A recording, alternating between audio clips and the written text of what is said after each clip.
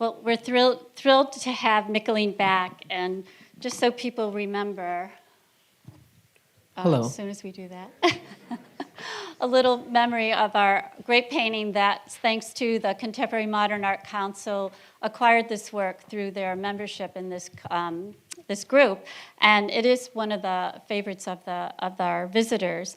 But we're very happy to say that we had this tremendous installation, if you remember, in the building that no longer exists, and that was the lobby, where we implemented a series of artists coming to do something with our big open space and the patterned floor and the desk in the middle, if you remember all that bad part of it.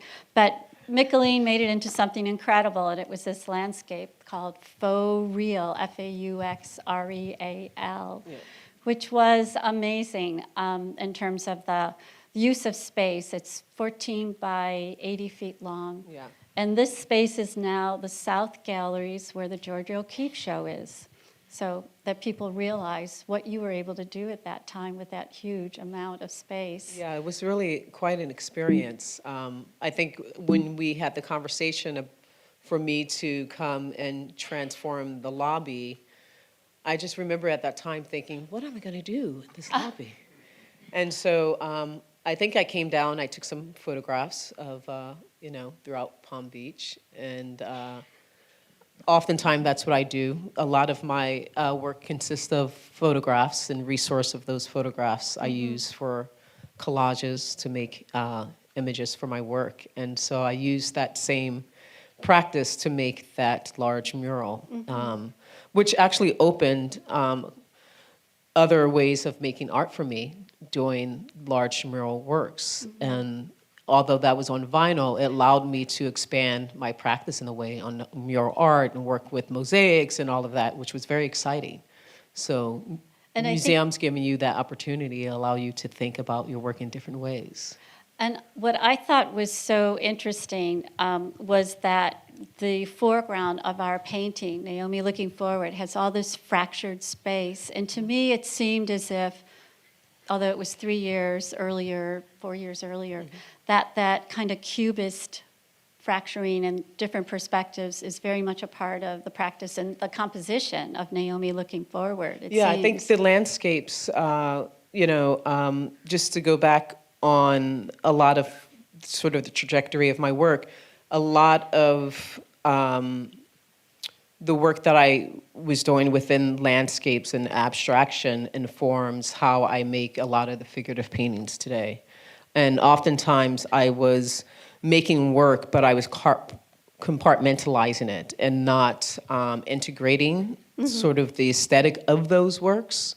And they were separate bodies of work. For example, it would be, I would make collages, but collage was never evident in the work. You would just see a more graphic forward image.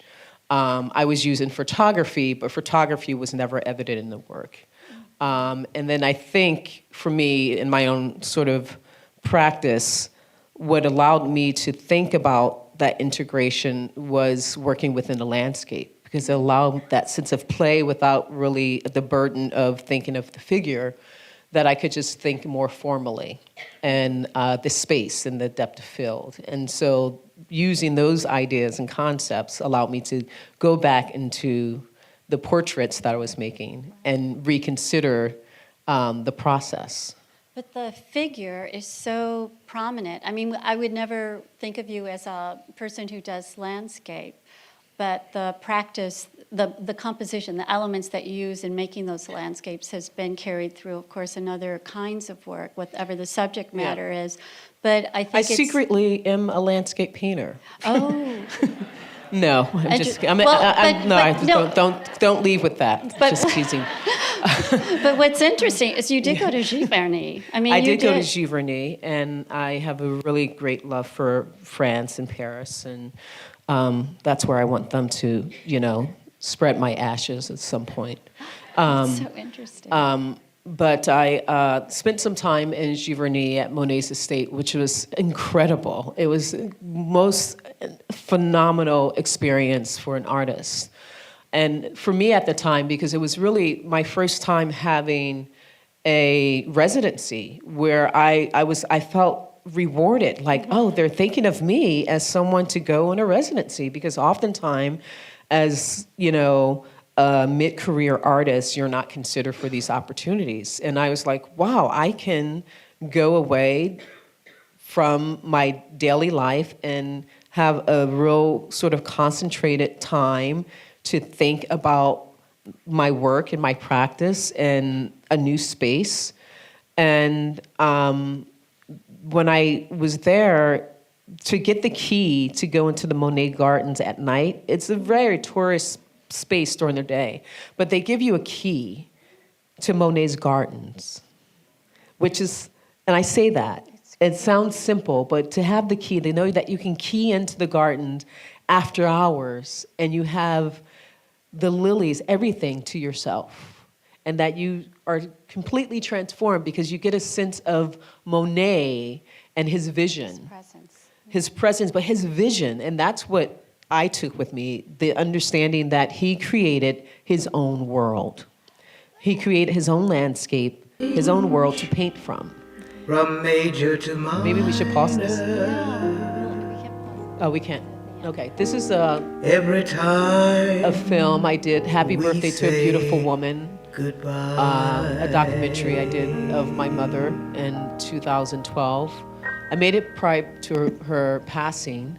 She was able to see it at the Brooklyn Museum, which was really an amazing opportunity to show it. It was my first film, my first delve into the moving image.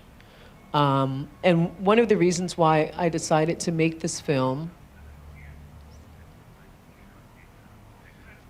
was because I wanted to... Right now I feel empty.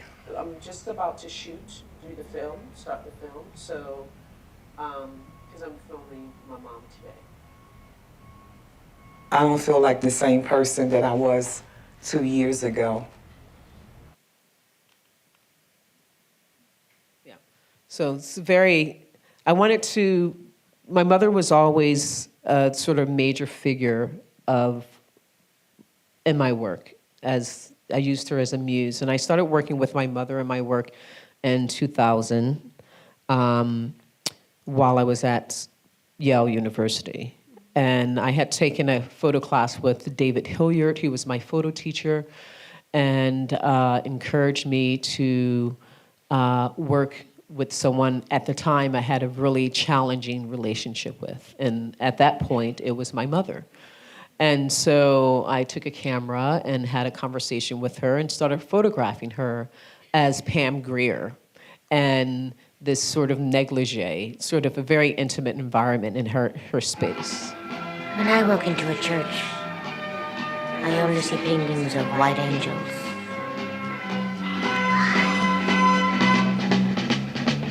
Angels painting in our lives, pictures of only white angels. So these are a series of videos that I've done that many of you probably haven't known as part of my practice. This was at the Aspen Art Museum. From ages gone, painting saints in church. How do you know our The muse in this case, mentor muse and celebrities. Also, Eartha Kitt, if you don't remember.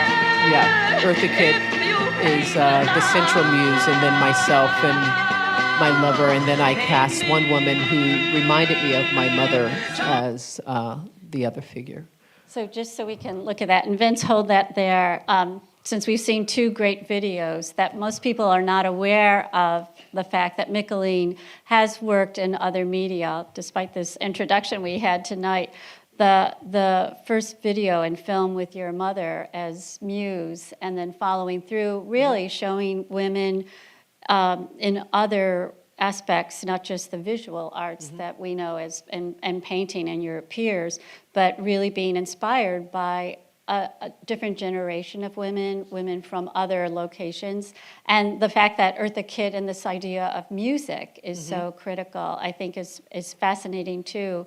And the description of you with your mother and friends and their performances and being inspired by that family, if you will, of these women together is very powerful, it seems, in your life. Oh, yeah, absolutely. And I think just that initial relationship building up with my mother as my muse, starting at Yale University, allowed me to really consider and think about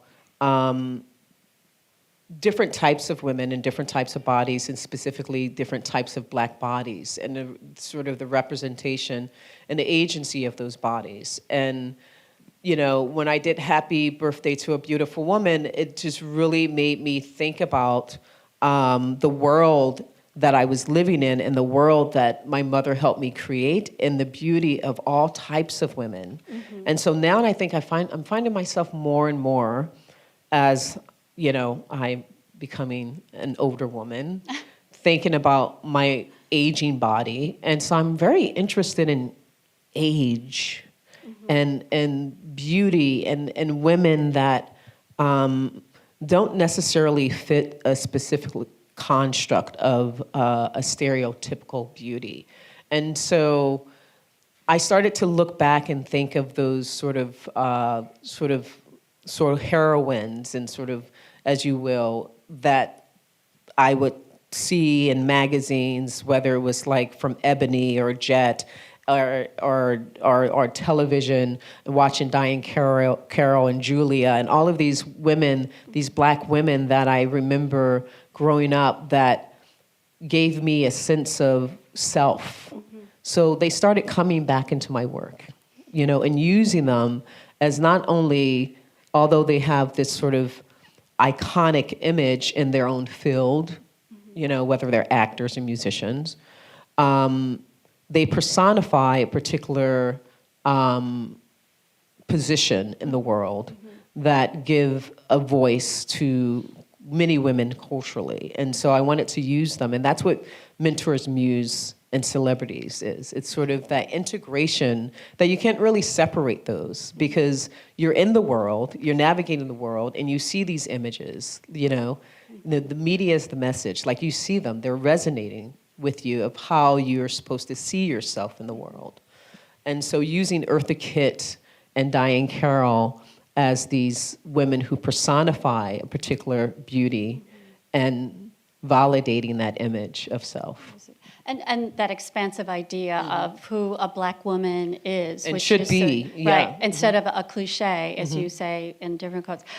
I'll push this forward. We have a couple of films here. The reason why we wanted to just have it roll and show, because I was feeling like people have a sense of who I am, maybe, or they have a sense of my work, which is like the rhinestone work, right? All of you may know, like, oh, we know Mickalene's work because we know, like, oh, these sort of gestural, figurative, sort of very mm-hmm. sparkly rhinestone works. But I wanted to also show, like, this other world that's going on that feeds sort of my process and my practice, that how I'm using the same concept but executing it in different mediums. So we'll go ahead until we have the next video, which will be another part of the idea of a muse. And I think myself as the muse. Right, which you haven't done that often. No. And it's kind of my mother gave powerful. me to this family because the man that she wanted to marry said, I don't want that yellow gal in my house. Which meant that being an illegitimate child and also the wrong color. You are not wanted by the blacks, and the whites couldn't care less. So this Black family, who had 2 teenage children, used me as whatever they could use me as a working person. And then I was also by the young gentleman in that family. Well, you try not to have it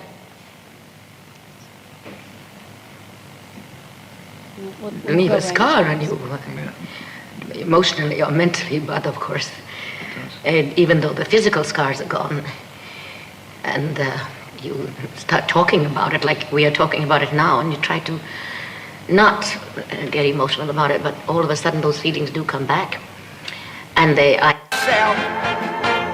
Then she has not to do the things she really feels, and not be the one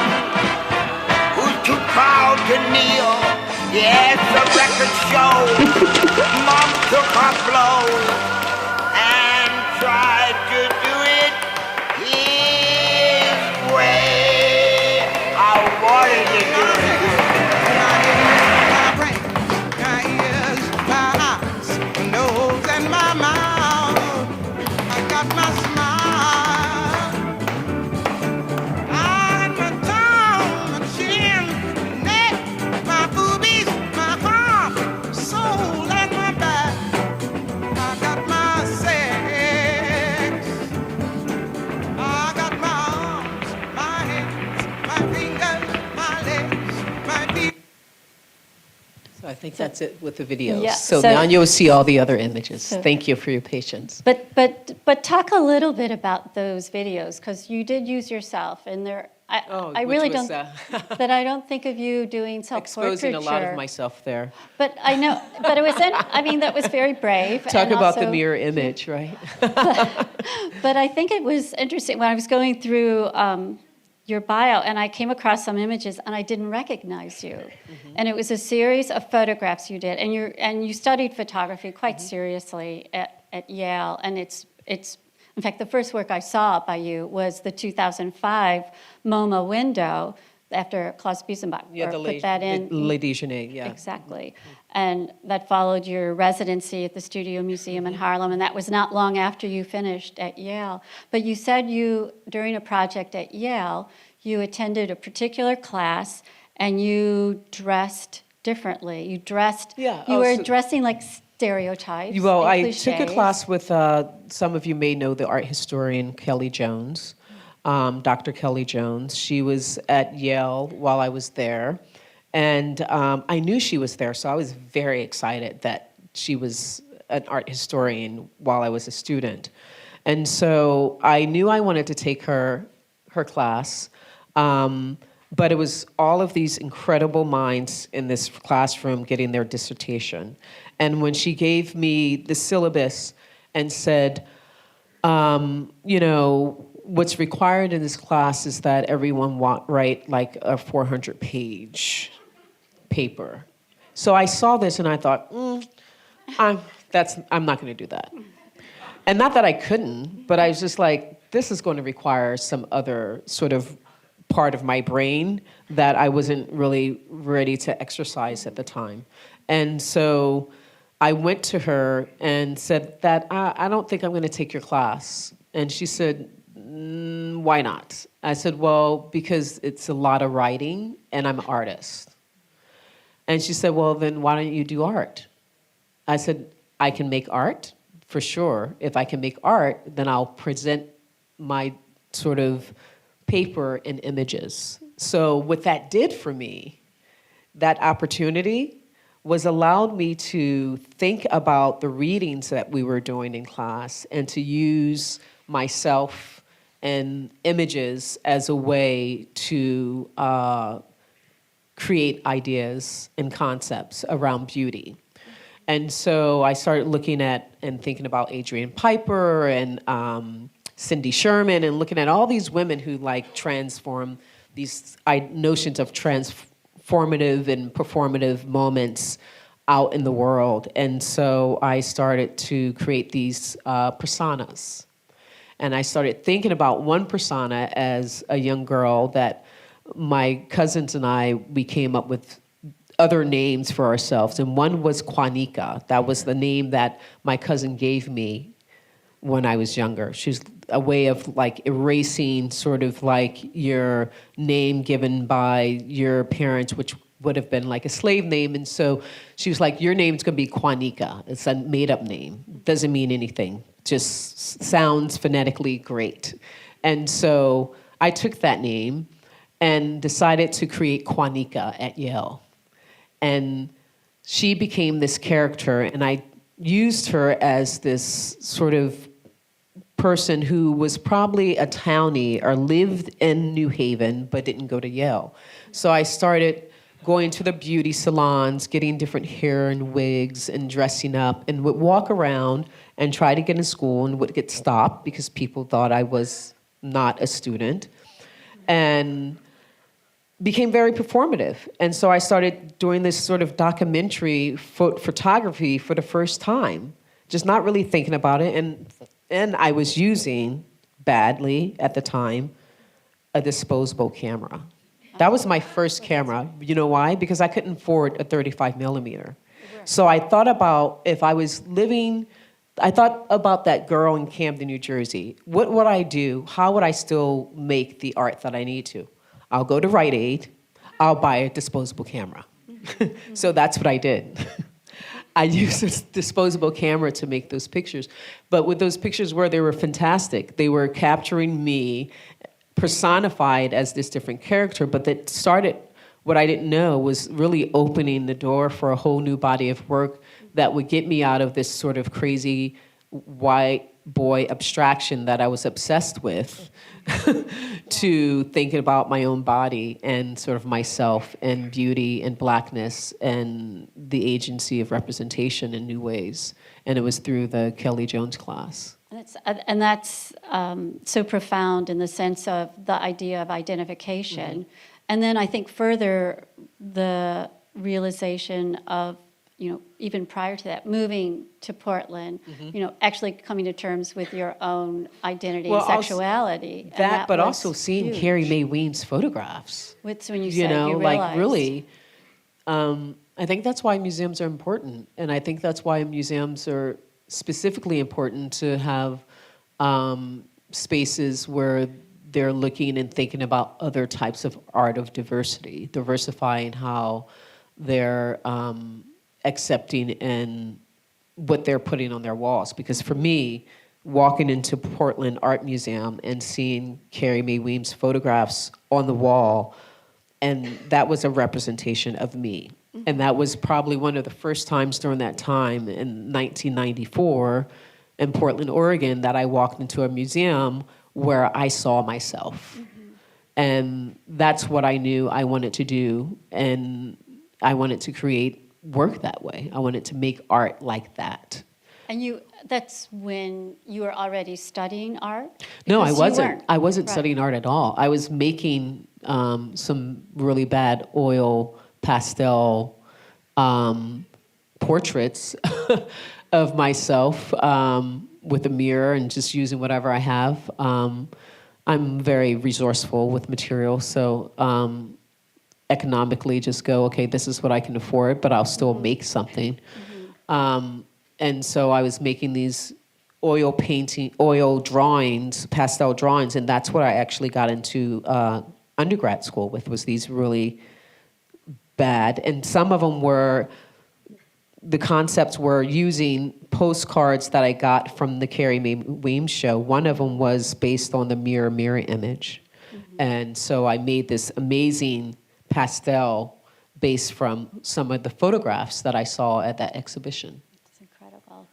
But can we still roll? Yeah, we'll go through it. Yeah, let's see when the rest of the, there we go, the other images come up. And there's one other video I think we've got at one point coming in. Okay. But I think one of the other aspects in that idea of performative and the muse of your mother, there's two things. And it was really interesting. One of the teens that Mickalene graciously visited with our group of enthusiastic teens that are here, part of the museum, a special group. They were fantastic. And they were very thoughtful in their questions. And I thought not only the relationship with your mother and whatever tension there may have been, but also her background as an aspiring model. Mm-hmm. And this kind of forward, and even in our painting, Naomi looking forward, Naomi Campbell, a model, this idea of presentation that you've already talked about with identity, but also fashion, these kind mm-hmm. of items. And you have had these collaborations mm-hmm. as well. But it's kind of something that you don't leave behind, that you embrace. No, I think fashion is incredibly about a sense of empowerment, right? And especially with images and defining who you are. It can, tell a story and take you on a journey. And I think it's a form of expression. I love people who are fashion forward. My mother was big into fashion, so I was consumed in an environment with lots of things going on. And, you know, when you get to some of the spaces that I'm creating today, which are the installations like at the Bass and the Baltimore and the one I did in Basel, Switzerland in 2013, those were all reimagined spaces based on learning about the reality of my life. And that was through the Happy Birthday to a Beautiful Woman, the documentary of my mother. And doing that film, what that film not only did for me, but for her, was a reality of who I was. Because I grew up thinking that our lives were one way, and then realized that everything that was around me was basically a lie. Because... What do you mean by that exactly? Well, because if, you know, you've seen the film, that's when I asked my mother a series of questions. And one of them that was exposed was her being, you know, not only using drugs, but also selling drugs. And so there was a period of our lives where we lived a certain lifestyle. And so that lifestyle was consumed with a lot of different type of people in your environment, right? Different parties you're growing up, different sort of, you know, there's a lot of energy, you know, singers, musicians, models, all of these incredible people. So as a child, you see this. And so you think you have a particular lifestyle. You know, your mother's driving a Jaguar, but then, you know, you're not really, you're living in a neighborhood, you know, with this big house, but then your other family members aren't. So learning that was this big lie because, of course, because finding out your mother was selling drugs is not sort of, you know, it's a harsh reality, right? Yeah. So these spaces that I'm creating is reimagining what those spaces, not only what they really were for me, but also creating a new concept of healing, you know, of community. And so doing the installation at Bass was based on a photograph that I found of my mother standing in standing in our home in front of a mirrored room. So I used that image, that research image, as a way to conceptualize the space and to think about that space as a new territory for myself, as how I would see and how I would use this space. And so these rooms are now activated with other performances and artists that are about inclusion. And so when I have these solo exhibitions, it allows me the opportunity to bring other artists forward. Well, I feel like you've almost brought to this, you know, this three-dimensional version of what you, for instance, even in our painting that you gave us, this sort of interior that's fractured. It has faux wood grain, it has leopard skin, it has plaids, and at the same time, there's sort of this modernist aesthetic going through it. And I remember on another occasion, either I read or you said something about there was sort of this hierarchy of taste also within this, and something that comes through your experiences as an artist in working with collectors. So I find these interiors are multiple levels of meaning. They're like physically the space of some of your artwork, your 2D, but it's also this kind of commentary of this myth of the past and this aesthetic of what's good and what isn't. And what isn't. And the fracturing, I think, is a way of trying to make sense of the reality, you know, of really trying to sift through sort of this haze of what was presented. And I think, you know, conceptually and thinking of collage is always sort of this, you know, political concept of really making a statement and really trying to communicate and figure out what's happening in your environment at that present time. You know, it's a mode of construct of sort of, you know, dealing with social norms. Can we also talk about how in the Baltimore project, Bass, you have these activations coming up. The installation is two or three rooms. You'll see That's images my of mother. it. That's one of those photographs. there you See, are, the I threw Polaroids. that in. That's not real.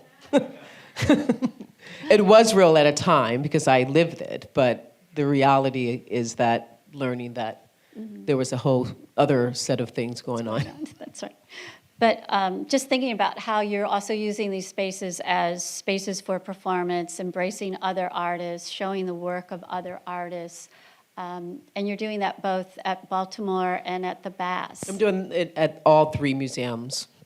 Baltimore, Orleans. the Bass, and at the CAC New Orleans. And one of the reasons why I started using the opportunity when I have a solo show at a museum as inclusivity of bringing in other artists was thinking about, the idea of what social practice really is and how does an artist really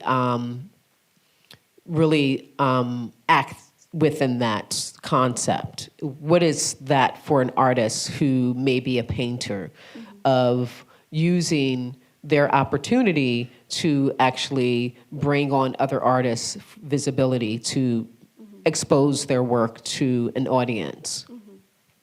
And so I proposed this idea to all of the museums that when I'm creating these installations that it's not only my work, but it's other artists' work that I wanted to present, and specifically emerging and mid-career artists, to give them a platform and voice to present sort of, their work, and some for the first time just exhibiting in a museum. But also a series of panel discussions and performances are centered around the concept. And is that, I know there was an interesting commentary by Ted Lewes when he did the New York Times review about the Baltimore show. And first he comments about how, and I'll just read this. Few artists have had more museum, this is written in November 2019. Few artists have had more museum exposure in the past couple of years than Mickalene Thomas, a prolific maker in several media. In 2018 alone, her name was in the title of at least 4 different shows. And since then, her work has been included in many other exhibitions across the country. But it wasn't always thus.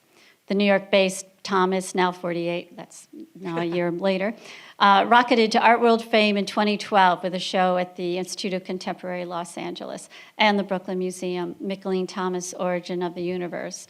Her rhinestone-encrusted collage-style paintings of Black women in domestic spaces were praised, noticed, talked about, but the exhibition, for all its attention, didn't travel outside of Brooklyn.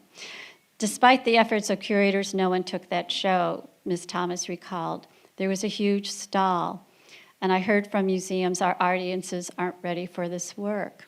And it's so interesting because now, of course, and he continues and says, this is that's what I happening. was getting. I was getting that, So that- the audience was not ready. I think there's still complication with the Black female body. There's this course of conversations of really people owning that, seeing Black nudes. I mean, my work has been censored so many times. My videos have been censored, and mostly the censoring of my videos have been mainly the videos of me, of those Je t'aime, which you'll see, right. or I think you've seen and that's the video of my partner and I where we're filming each other. And so those videos, for the exception of one museum, which is the Wexner, that commissioned me to do a new body of work around that concept, was the only museum that did not censor that video in the United States.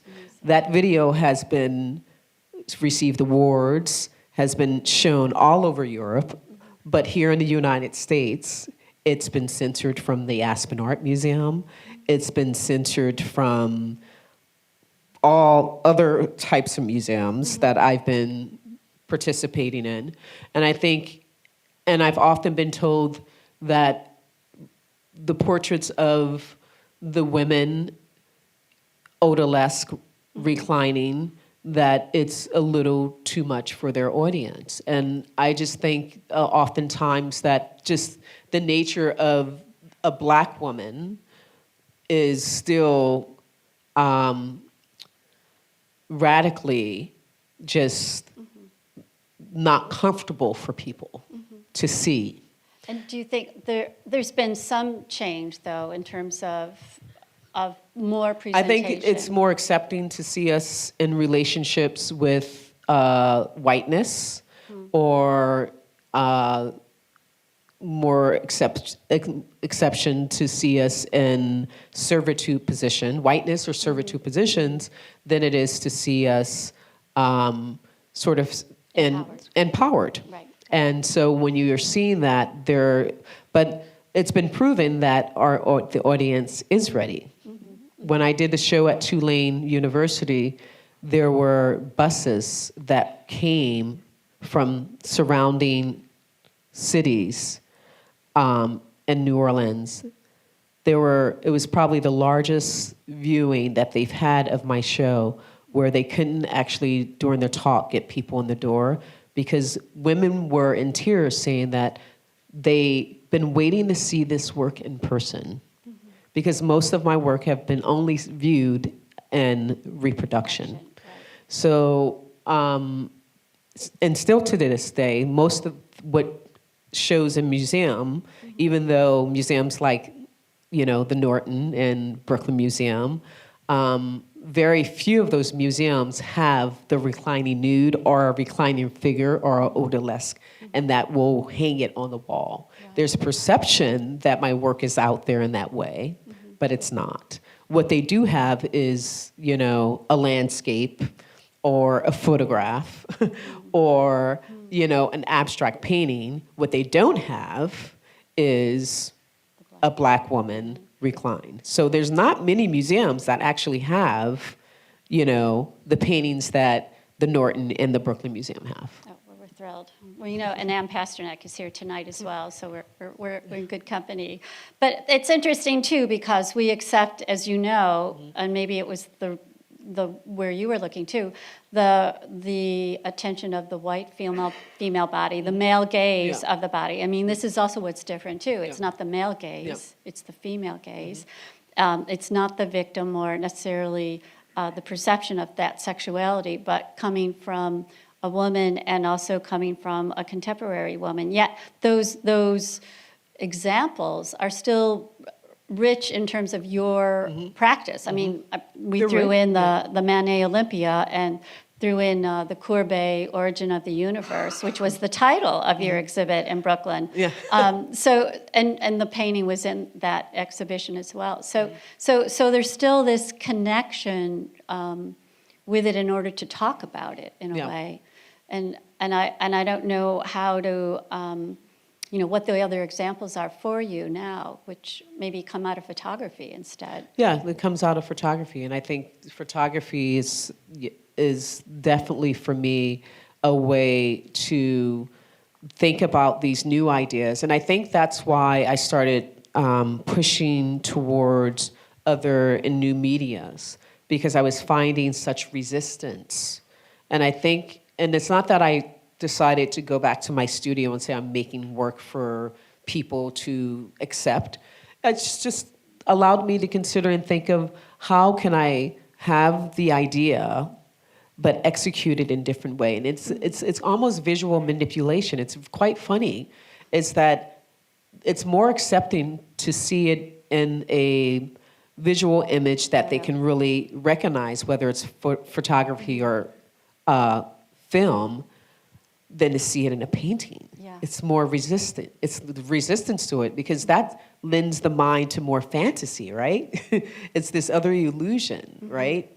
The familiarity with photography and film, there's more of a cognitive relationship and connection to it, of seeing that image. But when the sort of visceral play with painting, which is so exciting, is because the author of the artist has the authority to sort of paint the image as they will and say this is their fantasy. This is how they want you to see the image. which kind of allows, I think, some people a little uncomfortable. I'm not sure, but I find what does show more are the photographs and some of the videos. And I think some of the photographs... Because they're accepting to see it's still leaning towards performative acts, right? Right. It's okay to see these Black bodies in a performative way. And that's what the comedians and singer is. It's like, we'll accept the Black body as long as you're performing for us. Do you think things have changed enough within institutions and the relationship with your art from when you started? Is it acceptable now, or is it just still frustrating? I don't let it get to me. I enjoy making my art. I enjoy making art. And I think that's why my art's able to expand and contract in so many ways. And I continue to go back to the studio and use some of these ideas and concepts and make some new work. You'll see up here, I think what's going through, some of you are seeing some of these newer works from 2019, which I think is layered with all of this fracturing and deconstruction of the figure, but also integrated with all of the processes that I'm thinking of within my own practice, you know, And which is photography and Right. collage and the history of Western printmaking art, and yeah. all of that, Right. and putting that in there. I wanted to show you guys that I do work with white women because I'm often asked, It's like- so I threw that in there.